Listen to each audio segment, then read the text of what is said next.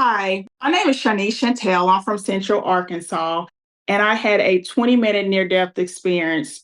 I am a mother of three girls, aged 20, 4, and 5.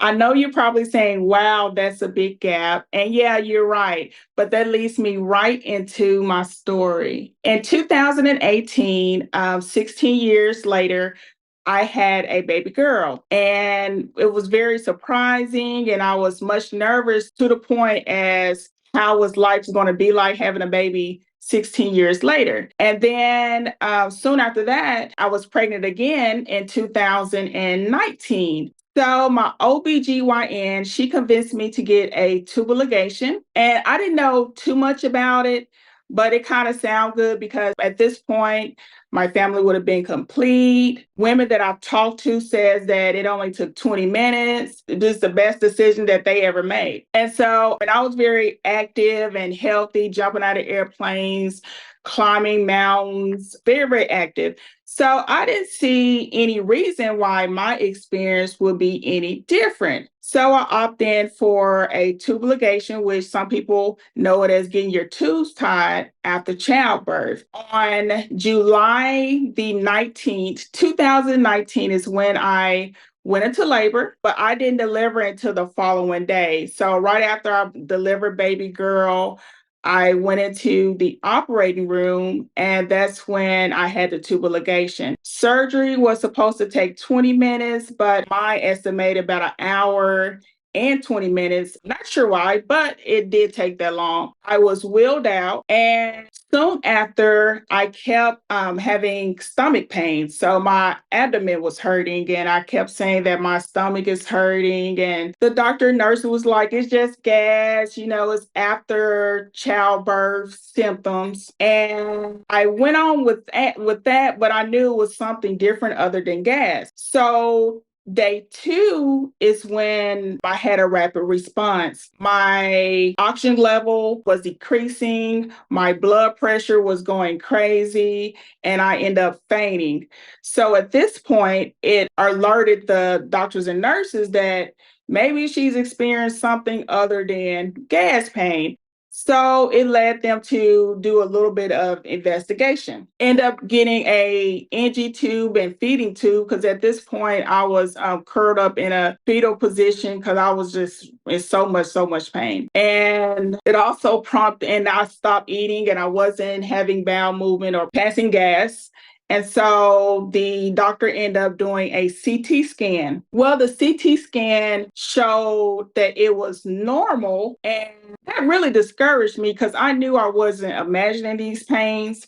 And I knew I couldn't get up and walk. I mean, I was so much pain. So I made it to day 6, still in the hospital, wasn't able to go home. The newborn was sent to her first time dad. The 1-year-old, almost 1-year-old at the time, was being taken care of by my 16-year-old. And so on the 6th day, I became really, really hot. Like someone has literally poured gasoline inside of me and like lit a match. I was that type of hot. This really alarmed my family, and they just had enough at this point because I supposed to be getting better, but things were getting worse. So my mother told the nurse that they should look into an infection. The nurse told the doctor stated, well, I'll look into her symptoms the following morning because he was no longer at the hospital. My mom told the nurse, hey, call that doctor, any doctor, somebody need to see about my child, because my mother knew by looking into my eyes that I was getting tired and I may not make it.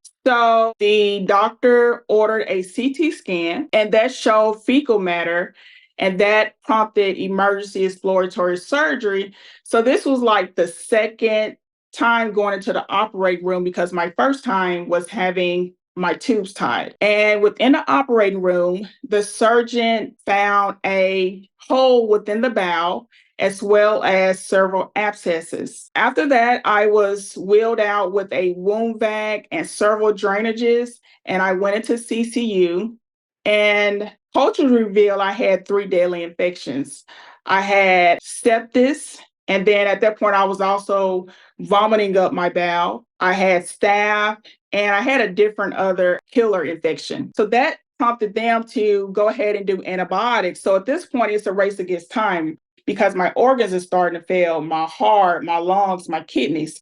So they're doubling up on antibiotics as well as pain meds, morphine. They use fentanyl, oxy, whatever it was to go ahead to try to get ahead of this thing. And so on my birthday, I was in a regular room at this point because I must have been showing some signs of improvement. On my birthday, I was rushed into CCU because I couldn't breathe. So I was having an anxiety attack, but also my lungs was failing. So the doctor said that I had congestive heart failure, renal failure, and upper respiratory failure. Basically, you're about to die. So it was no cake and ice cream on this birthday or jumping out of an airplane. Then I finally made it to the floor and I had double pneumonia in both my lungs. After that, I ended up having severe nosebleeds and end up having 2 blood transfusions. And then a month and a half in, I was just so ready to go home. A nurse told me, Shawnise, you got to advocate for yourself. And so I advocated for myself, like the nurse said, and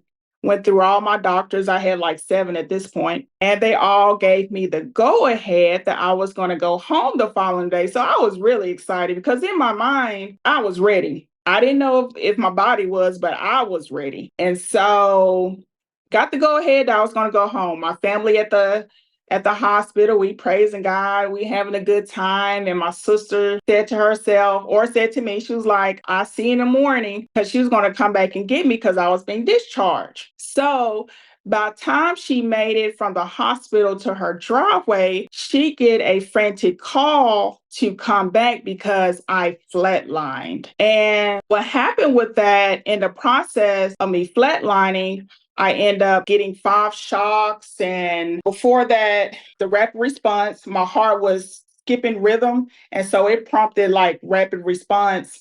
And then by the time they got in there, my heart went to normal rhythm. So they end up leaving. And then they did a rapid response again because now it's cold blue. They did the CPR, they did the Lucas device. It went on for like 20 minutes. And by the time I came to within 20 minutes, I was in an induced coma for 48 hours because they didn't know if I was going to become a vegetable or not. And then I was finally being discharged on September 11th, 2019. Well, within 24 hours of being discharged, I had a stroke. So I had a stroke at home. I couldn't walk, I couldn't talk, I couldn't swallow. And so I went to a different hospital. And also I ended up having E. coli. I was being treated for that. Finally went home after several days. Ended up getting a pacemaker December the 4th, 2019. And then a month later, I was laying in bed and I saw a lady getting CPR. Well, this triggered my event. This triggered the memory of the other side. It triggered so much emotional stuff like depression, anxiety, missing out on my 1-year-old walking her first birthday, missing out the first 5 months of the newborn, just all sorts of things. And so this led, what I remember, once the second rapid response that came in, and I was looking like, what's going on? You know, everybody was rushing in and I was surprised, and they were surprised that I was still alert. And then they left, and then the next rapid response, they rushed in again. So I looked surprised again, like, what's going on? And I believe the doctor knew what was about to happen, but she didn't want to make me nervous. And so she asked me, how was I feeling? And before I could respond, I like inhale a deep breath, and then it's like my breath like stopped. So it's like I flatlined like ding. And then I went to a separate place and I thought to myself, like, well, that's weird. My body is there, but I'm here. And I said, I just died. I didn't mean to die because, for one, I had no warning signs. And I thought dying was, so much painful and everything. And I would know if I'm about to die. And I would just hear 1 minute and go the next. And so another reason was I was feeling better than I ever felt before. And I wasn't hungry. I wasn't thirsty. I wasn't tired. And then I was able to see so great because I'm actually legally blind. So by me being able to see very vividly, it alerted me that, I have passed on. So I had the awareness that I was leaving my children behind, but I also knew at this point things were out of my control. So initially, I went into darkness and I started to go through a tunnel, and then the tunnel was turning to light. And I remember seeing at the end of the tunnel, I can see a bright, bright light. And it wasn't a light that was like very, very heated and fire. It was more so piercing of love type of light. And in my background, seeing the light is like I'm about to meet Jesus because he's the truth and the light. And I also recall someone saying, well, don't go to the light. You're really going to be dead. But I had no choice to go to the light because that light pulled me very, very gently. And I felt the weight of leaving my body. My body felt so weighted. So I felt so light once I left the body. And then it's like the light was the eye of God. And like I was the apple of his eye. I was the only one that had his attention. And so it's like he reached in, pulled me out of darkness in the tunnel, and then was pulling me towards him very gently. And I remember hearing sound, futuristic sounds and instruments. And it wasn't too much with my ears, it was the sound was coming throughout my body. And then I remember seeing colors, futuristic colors, and everything to me was so miraculous, so amazing. I was mesmerized, really. And so once I finally made it to the light and light consumed me, I remember hearing prayers. I didn't know who was praying, but I knew those prayers was for me. So I know for sure that prayer reaches the ears of God. And so after I was hearing the prayers, and I actually saw some prayers too, I saw it in like maybe a text message form, but I really couldn't read it. It was just passing me. So I was passing the prayers. And so I was heading upward. And then I remember going into this garden. I would say it's also a valley. So it had like several other flowers, but it was one specific flower that was really pulsating and was interesting. And I can see the life of it from the stem up. And it just had my attention because it was like reddish lily flower. And so for me, that was my communication with God. That was my rebirth because I was so, so sick that I couldn't get healed on this side on earth. I had to go to heaven in order to get a form of healing that I needed in order to survive. And once I got the rebirth, I know that I didn't have a choice to stay. Although if I had a choice to stay, I probably most likely would have stayed because I would want to come back to a world where there's stress and grief and loss and financial struggle. I would want to go to a place of peace beyond understanding. And so I was sent back into my physical body, and that's when I came to after 20 minutes. It didn't seem like 20 minutes, maybe earthside it did, but in heaven, it was no time. Like I didn't know time was passing. Things were so fast. And I believe that the relative that I seen, it was like I just seen them, even though they've been gone for like many years, it was like I just seen them. And so that tells me that there was no notion of time. And then my experience was really, really amazing. And then where I'm at now, I actually have stage 2 congestive heart failure, also had my gallbladder removed. But it reminds me that things are temporary, even though I was healed once, that doesn't keep me from going through sickness again.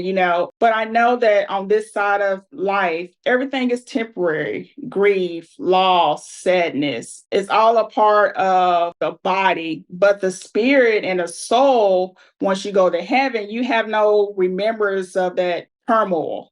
It's all love and peace. And I remember that also when I was going through the tunnel, I felt the warmness of the light remind me the first time that I saw that being born, it was that type of warmness and love. And so, if I have to leave a message behind, I would say just love. God is love. If you have so much love within you, without a shadow of a doubt, you're going to heaven because there's nothing bad there. And love will get you through anything in life. And also by having faith, even as small as mustard seed, all you need is a little faith. Because when I was in a hospital, I was thinking to the point like things were looking so bad that I knew either I was going to die and go to heaven or I was going to go home not the way I came in. And so I had like this crazy belief that whatever happens, happens. I just want to leave this hospital. And so both things happened. I went to heaven where God really revealed unto me his love. And I then went home to my family. My experience on the other side is profound and it's something that I would never, ever forget. And forever my life has changed. When I was getting the memory of the flashbacks, because they gave me something to wipe out that memory. But seeing that lady get CPR, that triggered everything. And then that led to me seeing a counselor, which also led to the book. So on December the 4th, 2019 is when I received a pacemaker. And about a month later, I saw a woman was getting CPR on television, and that triggered my event. Early on, I didn't remember anything that took place because mentally I was just so sick. And I was told that they gave me something to wipe out the cardiac arrest. So that's the reason why I didn't remember. But seeing someone getting CPR, that triggered all my event of the other side as well as the cardiac arrest. And I fell into a deep depression, anxiety, and I started feeling that my dignity was gone, that I wasn't no longer a good mother. I missed out on that 1-year-old birthday, her first steps, as well as the first 5 months of the newborn. And so my dad recommended that I go see a psychiatry. And I didn't know much about it, but I'm like, Daddy, I'm not crazy. And so, but I opted into it because, I had no other options. And so I went to go see a counselor and a psychiatrist. And after several sessions, she recommended that I write a book for therapeutic healing as well as not staying stagnant because I needed ways to cope for the new life that I was now faced with. Because at this point, I became disabled, came without work, and I just needed some coping skills because I just couldn't get past that point of how this happened to me and why. And so that's how God Within the Lily was actually created. When I fell into a deep depression, my dad told me that I need to see a psychiatrist. And at this point, I was like, I'm not crazy, Daddy. I didn't know it's for the traumatized, but I opted in to see a counselor and psychiatrist. And after several sessions, the psychiatrist recommended that I write a book for therapeutic healing. And so that I went home to write a book, and that's how my book, God Within a Lily, was formed. And that's my story. And if you would like to get in contact with me, you can find my information in the description box below.